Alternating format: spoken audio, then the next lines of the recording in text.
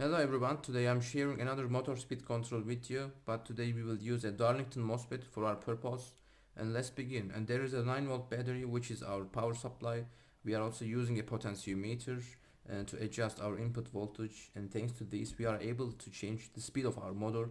Also there is a 100 microfarad capacitor which is connected to the source terminal of our MOSFETs, and we are using it as filter, and it decreases unwanted noises from our circuits.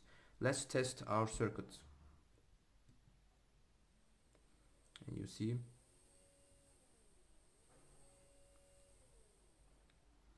yes, that's all for today.